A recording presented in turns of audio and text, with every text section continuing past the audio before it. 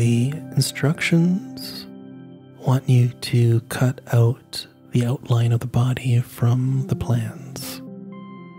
But I wanted to reuse these plans, so I didn't want to really have an invasive cut. All I did was extend the lines and transfer the lines onto the actual back. This made a lot more sense than cutting out the shape. I like this method of taping off before gluing the braces. It helped a lot with applying the glue as well as with squeeze out. One of the things the instructions fails to mention is all the clamps that are going to be necessary for gluing the braces.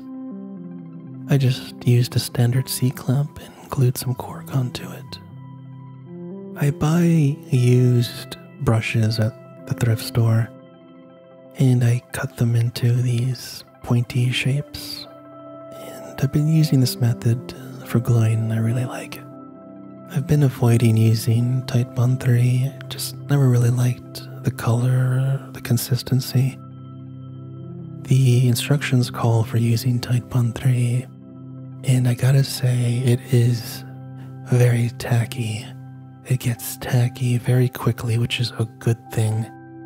And it's completely dry within about 30 to 45 minutes, meaning you can glue on a few braces, clamp them, wait about half an hour, and then move on to the next bit, as opposed to, let's say, Titebond 1 or 2, where normally I'd be leaving these things on overnight.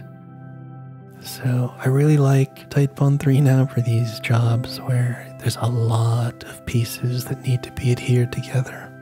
So again, it gets tacky very quickly, so you just slide it around in the glue and it's pretty much stuck there.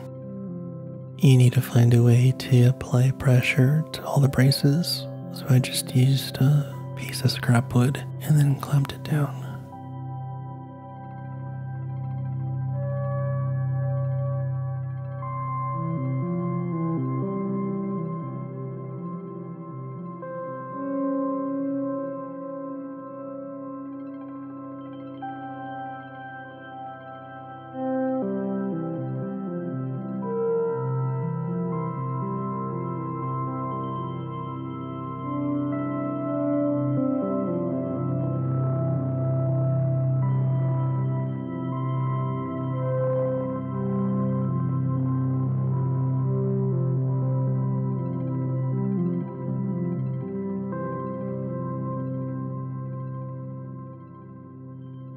The thing about these Stumac kits is they're laser cut, but they're not very accurate. I couldn't get the actual body top to align with the plans on the printout.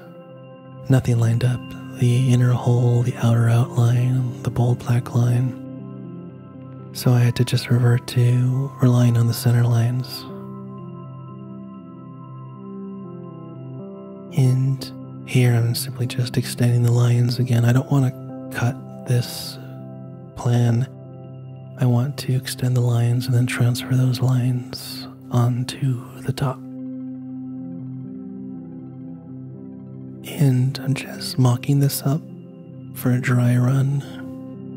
One of the other things is that the X bracing and the bridge plates don't line up with the plan's drawings. So either the bridge plate needs to be modified or the X braces need to be kind of shifted to accommodate for the bridge plate. Just a minor thing, but it's not really matching up with the plans, and I really think it should. I kind of regret putting these pencil markings on the top because it was really hard to erase them.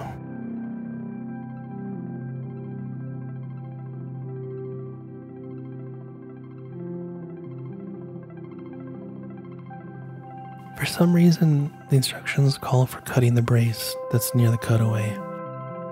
I'm not sure why. It fits just fine, and I believe it would fit fine with the top and the back and the sides, but it asked to cut it, so I did.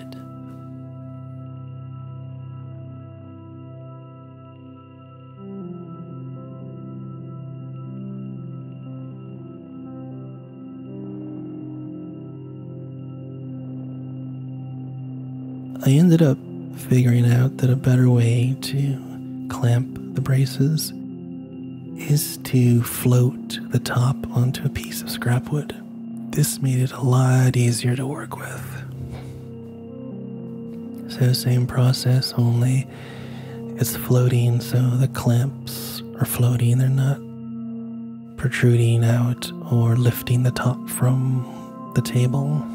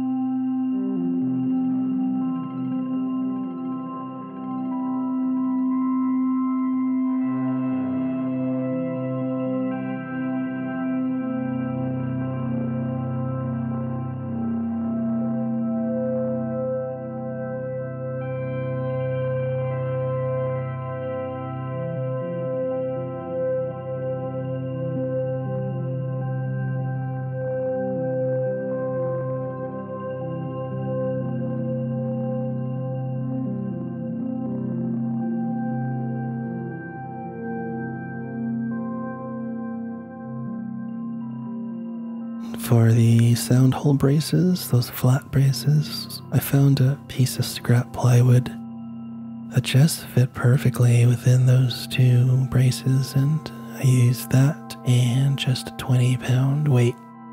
So no clamps for this. I think 20 pounds is perfectly fine for those flat pieces of wood.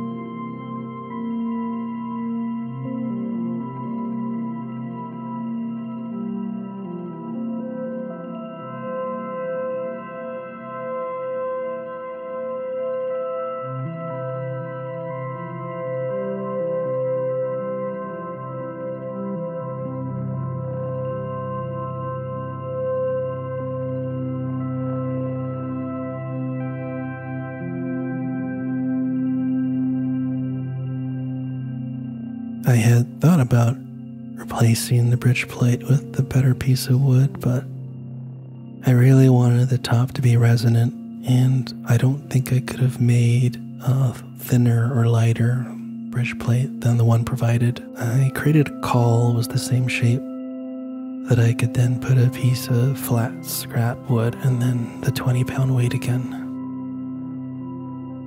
And despite my best efforts, I just couldn't erase the pencil marks.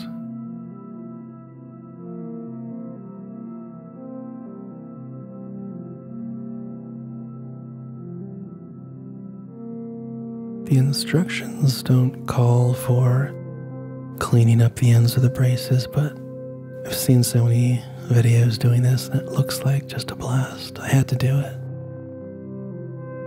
It's such a soft wood. Chisel just goes right through, so it's super easy to clean things up and get those ends as thin as you want them to be. I'll be honest, I think this is probably too much bracing for a ukulele with nylon strings. I think we could have probably gotten these braces much thinner, or maybe have fewer of them.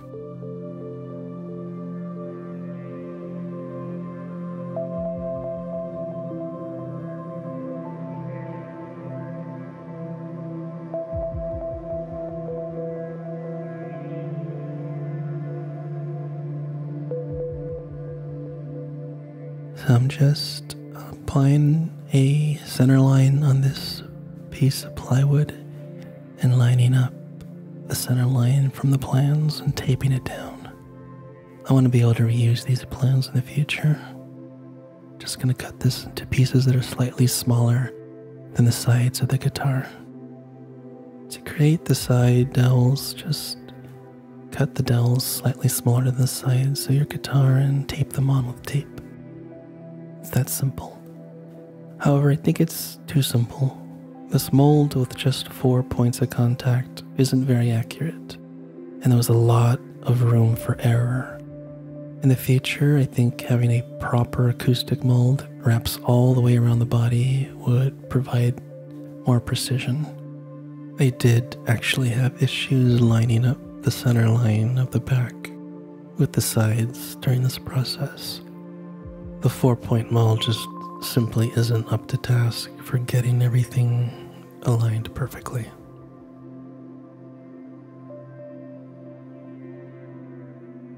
The heel and neck blocks are made out of plywood, which is unfortunate, and I really wanted to replace these. I ended up making one for the back. So it's just a piece of kiln-dried mahogany. The neck block, however, is radiused in 2 places, and it's just not something I was willing to try to do. So I ended up not replacing the neck block.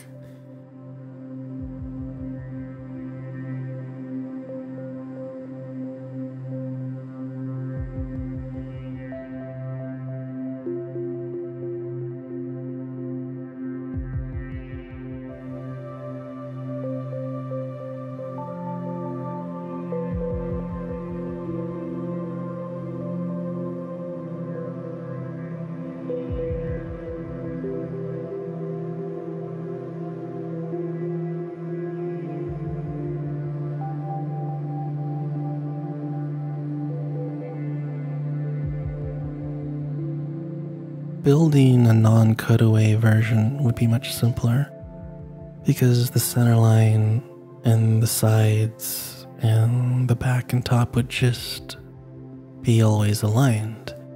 But you'll notice that the center line doesn't really have anywhere to go for the neck joint. You have to measure and hope that everything lines up later.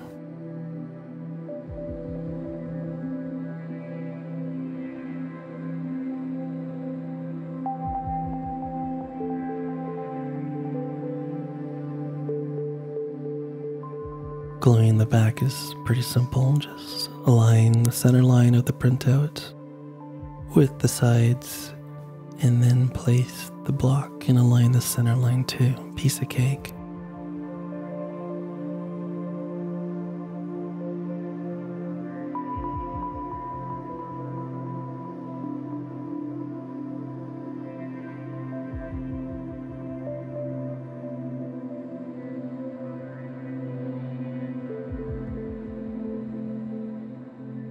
One of the things that bugged me about the laminate sides was that you could see the middle layer of the lamination with this cutaway portion.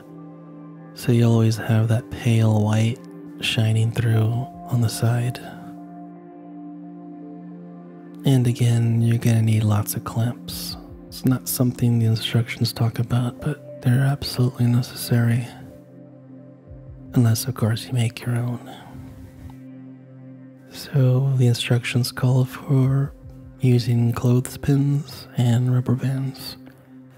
I used the number 64 just simply because I could use these for other purposes, and I found that 5 or 6 reps was adequate pressure for the clamping of the kerfing.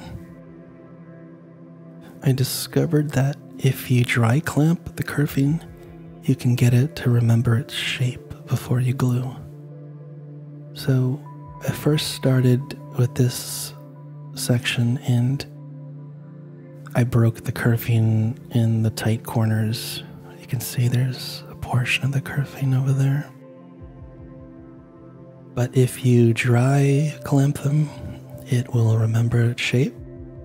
So when I do the other side, it's one long strip of curving instead of it being in pieces like what you're seeing here.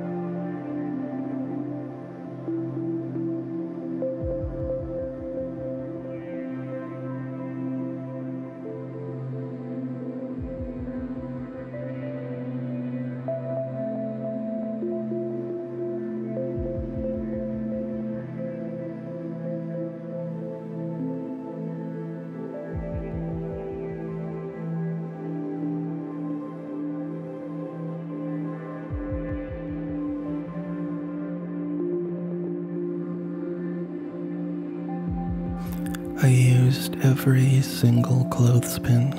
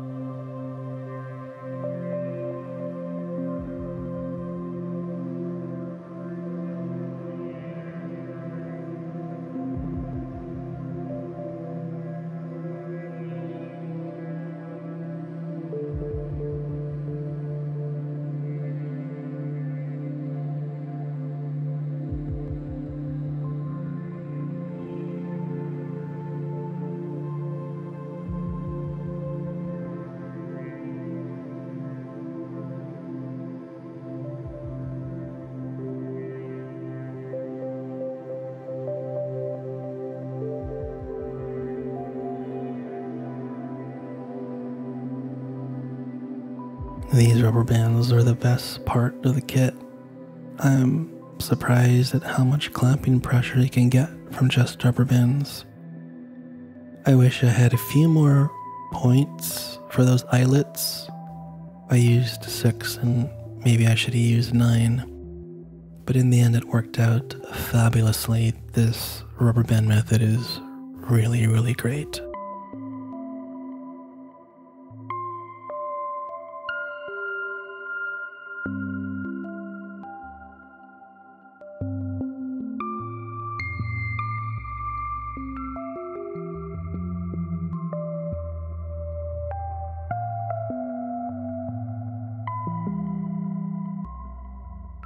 The instructions call for cutting out sections of the curved lining to make way for the bracing on the top and bottom. I believe this is so that they can lock into place.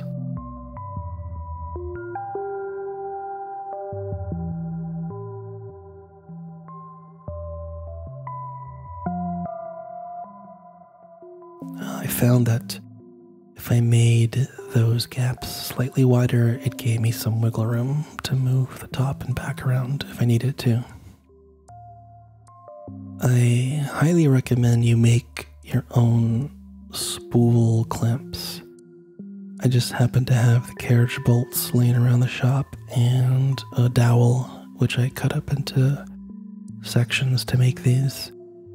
This is a very accurate way of getting that top center line to match the sides and the back and the heel. I made 6 of those. I wish I had made more, but a combination of those spool clamps with the rubber bands was excellent. It created a great joint. If I could do it over again, I would use all spool clamps.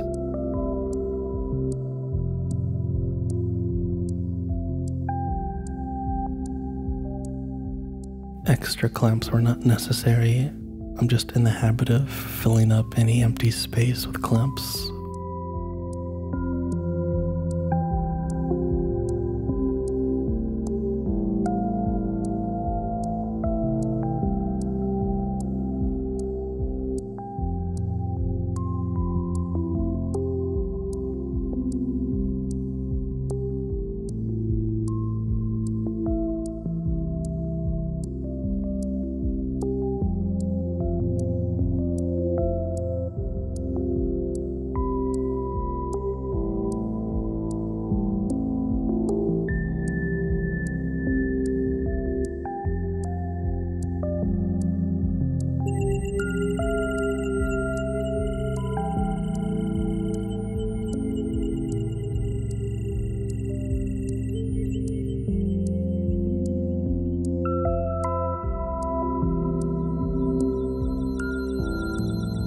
Before I use the trim router, I'm just taking off some of the excess with the chisel. That way I don't run into any tear out from the router.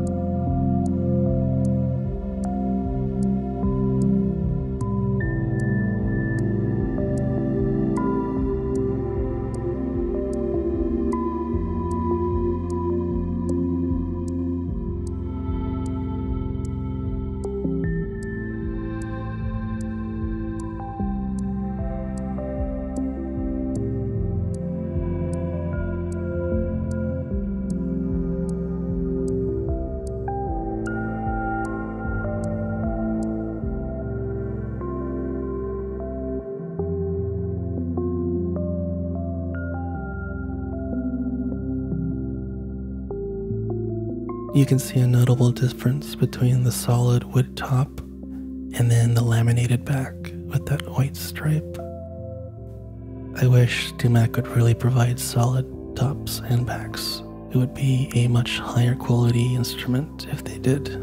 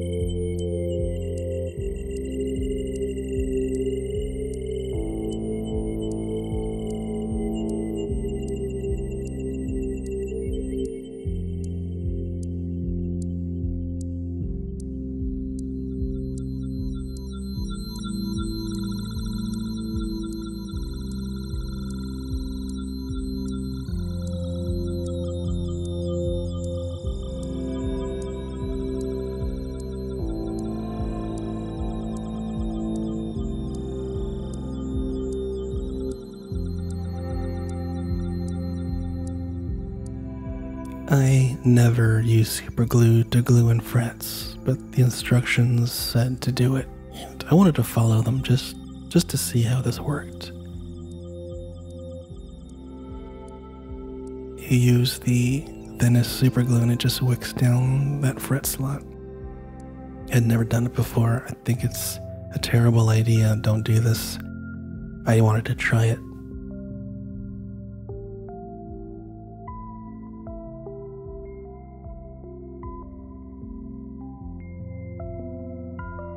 There were a lot of loose tolerances with the fret slots. Some slots were lower or higher than others, and you could see a gap under the fret tang, so I just filled it in with some walnut dust and super glue.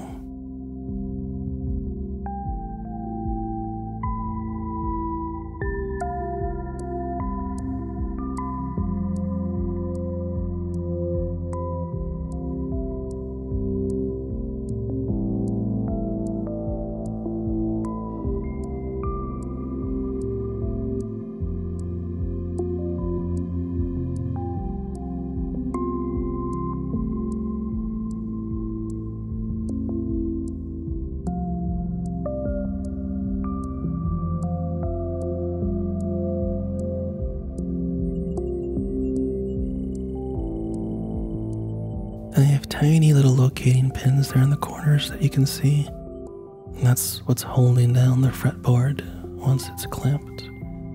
And I used the rubber bands again, and they are fantastic. I just held one end down and really stretched the band before turning it around the neck. And that's all the clamping pressure that's required. I used 2 rubber bands and ensured to get that heel joint firmly wrapped around as well to provide pressure on the fretboard there. It really is an excellent tool, and I plan on using these rubber bands a lot more in the future.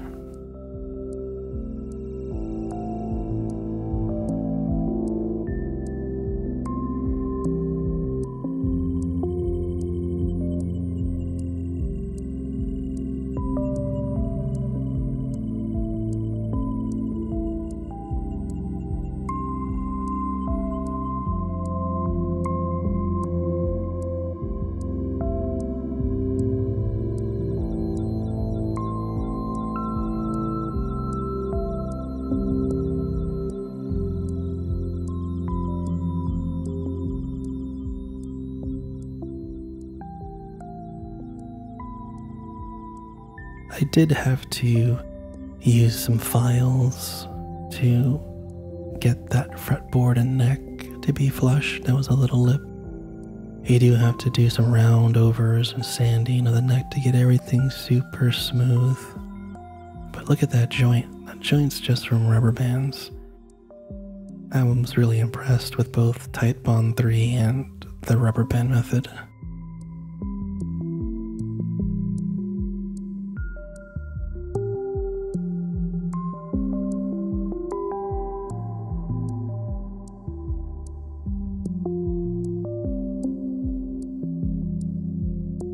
This is not the way I usually do a fret job, but for this build, this is the quickest and easiest method.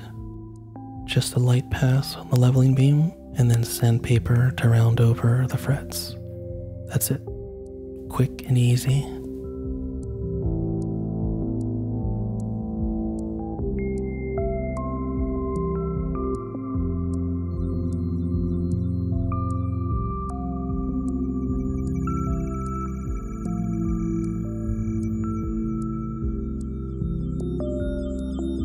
You're gonna have to make a call with a cutout for the bracing for your clamp that goes in the sound hole.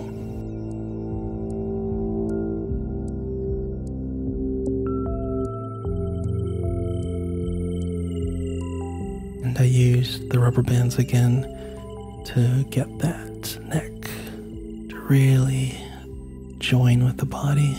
This worked out just fabulously.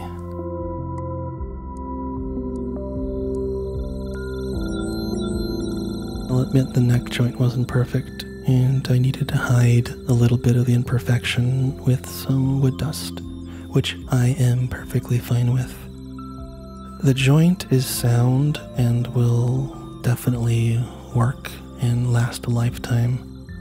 It was just a little unsightly, so I filled in the voids with some mahogany dust and super glue.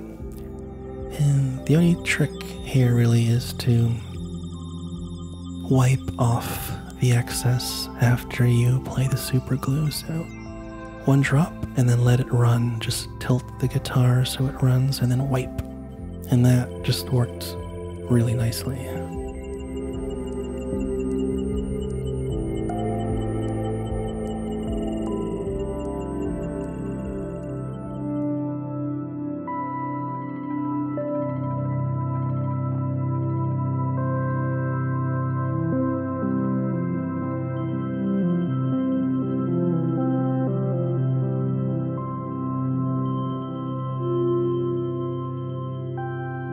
The intonation was spot on for the high strings, but for the low strings, the intonation is going to be off because it's a straight bridge. The saddle that's sitting on there is straight. It's not angled like what you'd find in an acoustic guitar. So in the future, I would recommend maybe building your own bridge that's got a slanted saddle to accommodate for the intonation of the lower strings.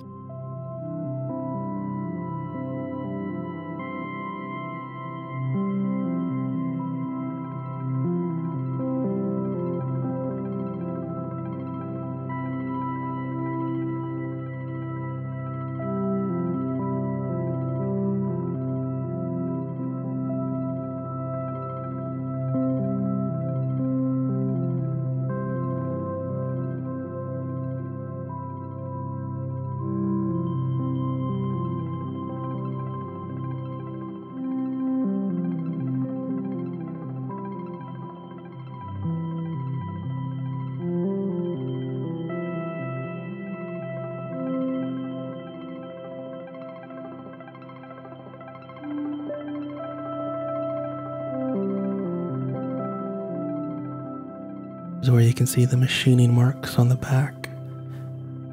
It's really shining through there towards the bottom.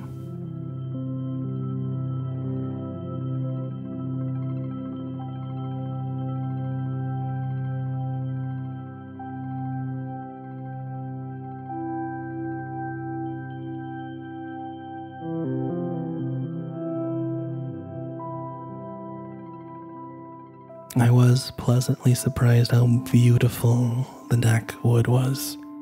Absolutely gorgeous. And look at the figuring on the headstock. It's on the front and back. Just beautiful. Sometimes you just luck out like this.